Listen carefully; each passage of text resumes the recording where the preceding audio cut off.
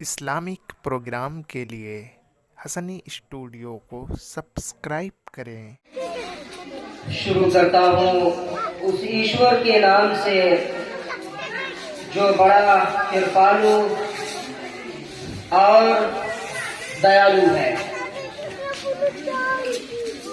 میرے محترم بزرگوں، دینی اور ایمانی بھائیوں، ٹائم بہت کم ہے، کوشش کروں گا کہ 5-6 منٹ میں اپنی بات کو ختم کر دوں۔ سب سے پہلے یہ بات دھیان میں رکھی جائے کہ آج کیا ہے۔ آج 26 جنوری ہے۔ یہ 26 جنوری کیوں منائی جاتی ہے ہم میں سے اکثروں کو پتا نہیں۔ ہم یہ سمجھتے ہیں کہ 26 جنوری کو ہمارا دیش آزاد ہوا تھا، اس لیے مناتے ہیں۔ اگر ہم یہ سوچتے ہیں تو ہمارا یہ خیال غلط ہے اور ہم غلطی پر ہیں۔ 26 جنوری کو دیش آزاد نہیں ہوا تھا، بلکہ 15 اگست کو دیش آزاد ہوا تھا، جو 15 اگست منایا جاتا ہے۔ اور 26 جنوری کو ہمارا سنویدھان بنا تھا، ہمارا کانسٹیٹیوشن جس کو انگلش میں کہا جاتا ہے بنا تھا، اور ظاہر ہے 1947 میں ہمارا دیش آزاد ہوا، اور ڈاکٹر بھیم راؤ امبیڈکر کے ذریعے سے سنویدھان بنانے کی تیاری شروع ہوئی، اور لگ بھگ 3 سال میں بن کر کے پورا سنویدھان تیار ہوا۔ اور 1950 میں اس سنویدھان کو سنویدھان کا درجہ دے دیا گیا، قانون کا درجہ دے دیا گیا، اس کی دھارائیں بنا دی گئی، اس کی دفعات بنا دیے گئے، اور وہ پورے ہم لوگوں پر وہ لاگو کیا گیا۔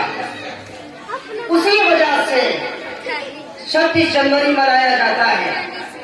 اور جو 15 اگست منایا جاتا ہے، اس میں ہمارا یہ دیش آزاد ہوا تھا۔ کس سے آزاد ہوا تھا؟ انگریزوں سے آزاد ہوا تھا، جو 1606 میں کلکتہ کے اندر سمندری علاقے سے اس وقت مسلمانوں کی پورے ہندوستان میں حکومت تھی۔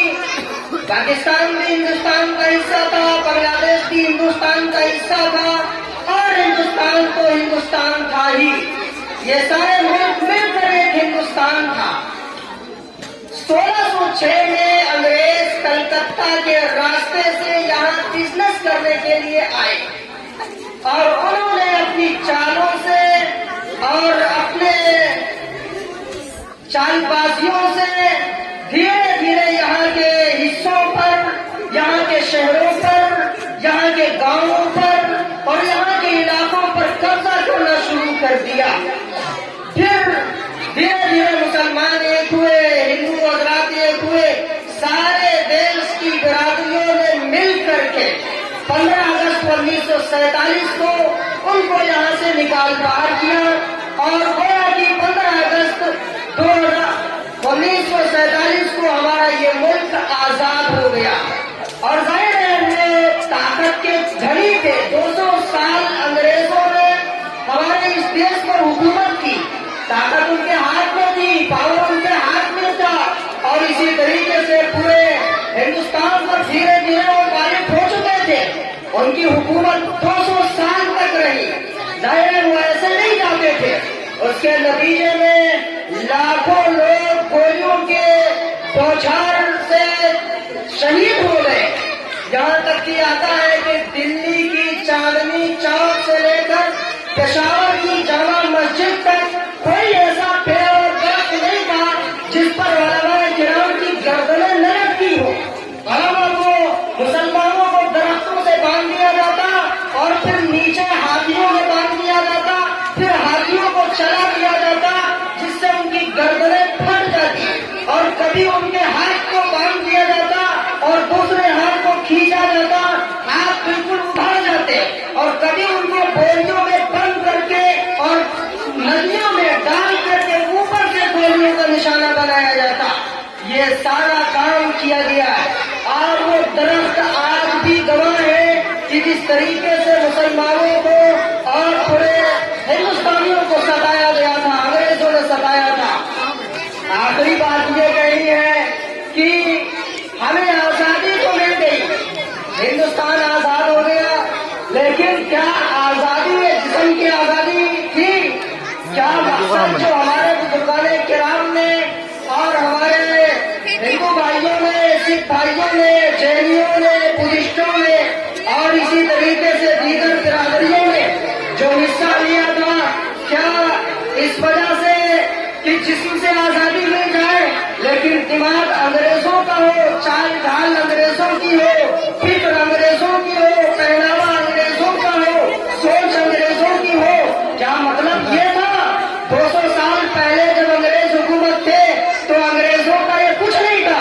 آج مسلمانوں کی شادیوں میں بھی وہی اسٹینڈنگ کھڑے کھڑے گدھوں کی طرح کھانے والا سسٹم نافذ انگریزوں کا ہے۔ اور آج ہمارا چھوٹا بچہ جو بال کٹانے جاتا ہے تو فلاں کٹ پہ بال کٹائے جائیں گے، وہ منحوس اور بدقسمت یہ بال کٹنگ انگریزوں کی نافذ کی ہوئی ہے، اور ہمارے کپڑے انگریزوں کے ہیں، ہماری سوچ انگریزوں کی، ہمارا اسکولی نصاب انگریزوں کا، اور ہمارا ہر طور طریق انگریزوں کا ہے۔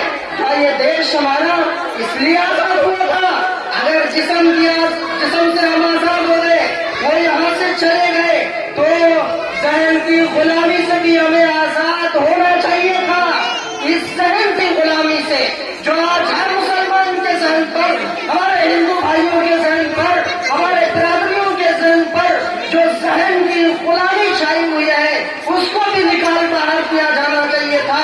تبھی سچی معنوں میں ہمیں آزادی مل سکتی ہے اور ہم آزاد ہو سکتے ہیں، ورنہ جسم تو آزاد ہو گئے، وہ لوگ یہاں سے چلے گئے، لیکن اگر ہم انگریزوں کا طریقہ اپنے گھروں میں اور اپنے رہن سہن کے ماحول میں، اپنی شادیوں میں، اپنے بیاہ میں، اپنی محفلوں میں، اپنے اسکولوں میں، اپنے کالجوں میں، اپنی یونیورسٹیز میں اگر نافذ کریں گے تو سچ بات یہ ہے کہ ذہنوں کی غلامی سے ہم آزاد نہیں ہوئے ہیں، جسم سے ہم آزاد ہوئے ہیں۔